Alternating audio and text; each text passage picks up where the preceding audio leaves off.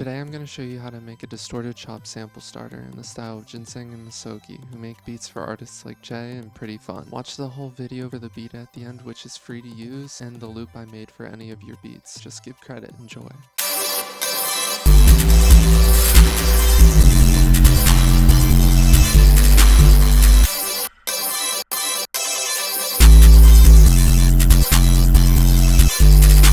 Usually in these types of samples, chopping up a song is a great starting point for resampling, and we already have one we made ourselves. We're in 140 BPM, which is the default BPM. The original song was in A major and 134 BPM. I'm going for a digital high-pitched sound, so I sped up the song. I cut a part of the song where I was singing that I liked. This is the first chop of the overall sample without any effects.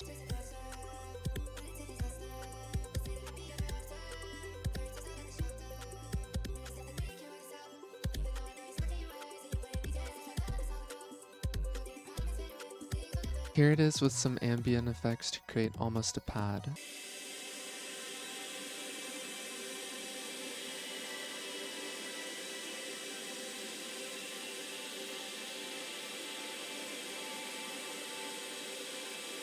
I added a basic EQ to cut the low ends, a stereo shaper to make the cut song part sound wider, and a fruity convolver with the blur pink preset. This is the first step of making these starter samples. Now we keep stacking effects and sounds. At this point, I'm just playing around with the sample to stack another sound onto the initial pad. I tried reversing the sample using the start of the song, which had no vocals. It's important that there are no vocals because we don't want 1,000 voices screaming in our headphones. This is what the reverse section sounds like.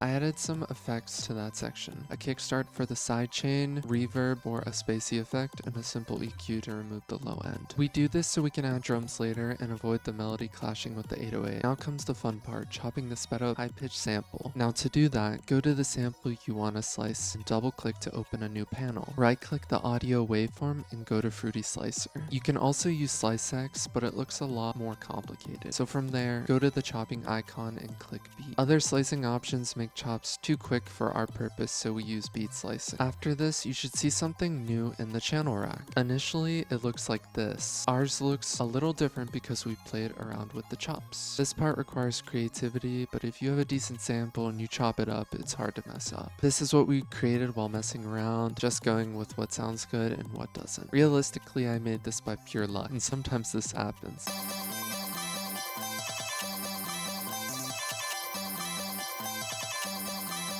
I created a couple of manual stutters to complete this glitchy sound popular in these types of beats. Next, we combined all of the different sections, including the pad section, reverse section, and glitchy section. We consolidated the elements into one waveform. I hovered over the relevant tracks 5, 7, and 9, and held down Shift and Control to select all the elements. And scrolled down all the way to consolidate tracks, and clicked on from track start. From there, I rendered out all 3 sections of the sample that we want to combine or consolidate. The combined element then shows in the playlist. This is what it sounds like.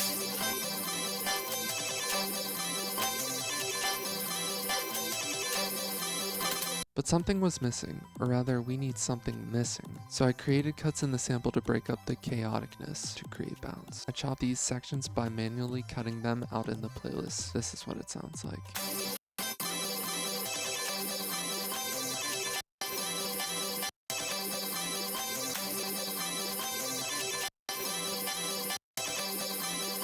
On the final sample, I added OTT, a free compressor that is great for these types of chop starters. I didn't end up using Shaperbox. It's the final sample. Now if you enjoyed me showing you the process, give this video a thumbs up and subscribe for more videos like this one. Thanks for watching and peace out.